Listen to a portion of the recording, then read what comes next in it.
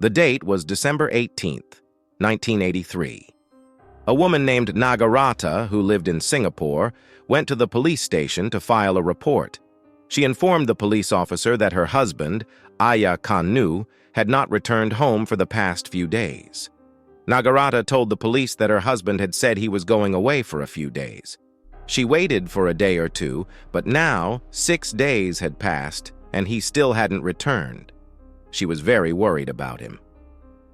After hearing her, the police registered the report.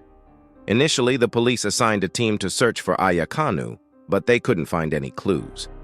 Ayakannu came from a poor family and didn't have much money, so the police didn't pay much attention to the case. When the police found no leads, they eventually abandoned the case. Initially, Nagarata would visit the police station every few days to check on the progress of the investigation. However, she eventually stopped going, feeling that the police were not doing anything and had given up. Ayakannu was the head of a poor family, and his wife Nagarata had 3 children. They were a very poor family, and Ayakannu worked at a church doing cleaning work. He had rented a small room near the church where he and his wife lived, but they often fought. Then one day, Ayakannu suddenly left the house. His wife said that Ayakannu told her he was going to gamble and might be late. He said he would return home only after overcoming their poverty and earning some good money in a few days. But as we know, he didn't return home for a few days, and 6 days passed.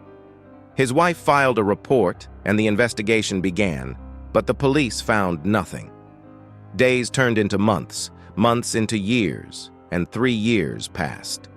Time had now reached 1987, and Ayakannu had been missing for nearly 4 years. In Singapore, there was a detective who received a message on his pager one day. Back then, there were no mobile phones, only pagers, which were used for communication. On January 9th, 1987, the detective received a message on his pager from an informant who urgently wanted to meet him. The detective went to meet the informant, who told him a story. After hearing the story, the detective thought the informant was crazy because he couldn't believe what he had just heard. The informant had told the detective that in 1983, a man named Ayakannu had gone missing, and 3 people had killed him. They were afraid that the police might find Ayakannu's body, so they cut his body into small pieces. They put his bones in plastic bags and scattered them in different places. They cooked his flesh into a curry and rice dish. The detective initially dismissed the informant's story, thinking it couldn't be true. No human being would kill someone and cook their flesh into a meal. But the informant insisted that he had reliable information, so the detective had to take the story seriously, especially since this informant had always provided reliable information in the past. The detective went straight to the CID officer and told him the story.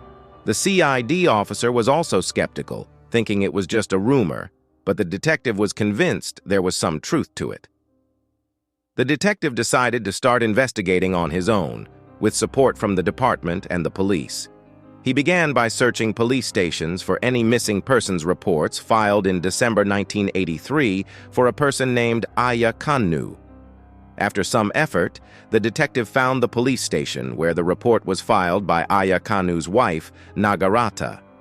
After reading the report, the detective became convinced that the informant's story was true. The detective then met with Nagarata and studied the case for 2 months. He suspected that Nagarata was hiding something because it took her 6 days to file a report after her husband went missing. She had also mentioned in the report that her husband had gone gambling, but the detective knew that Ayakannu didn't have enough money to gamble. His household was struggling to survive. The detective shared his suspicions with the CID officer, who then authorized a search of Nagarata's house and those of her 3 brothers. They also searched a small butcher shop in the area. During the search, the police arrested 8 people: Nagarata, her 3 brothers, their 3 wives, and Nagarata's mother.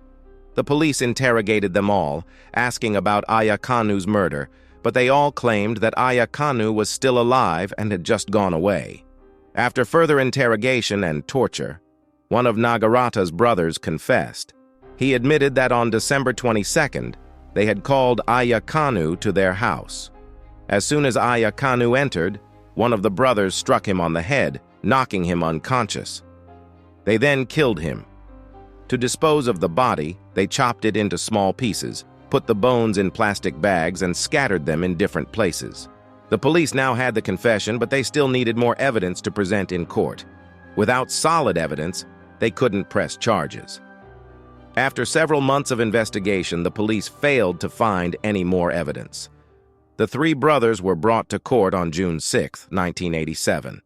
The brother who had confessed later recanted his statement in court, claiming that the police had tortured him into confessing. He insisted that he had nothing to do with Ayakannu's disappearance and believed that Ayakannu was still alive. The court noted the lack of evidence and, after keeping the brothers in custody for 4 years, released them in 1991. The case had drawn a lot of attention, and people gradually forgot about it. However, in 1995, a TV show based on Ayakannu's story aired, bringing the case back into the public's mind. The brothers filed a petition against the show, but the court ruled that the show was just a fictional story and didn't name anyone specifically, so there was no harm done.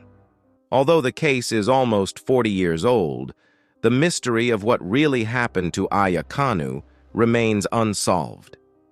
People still wonder if the brothers really killed him, and if so, how did the informant know about it?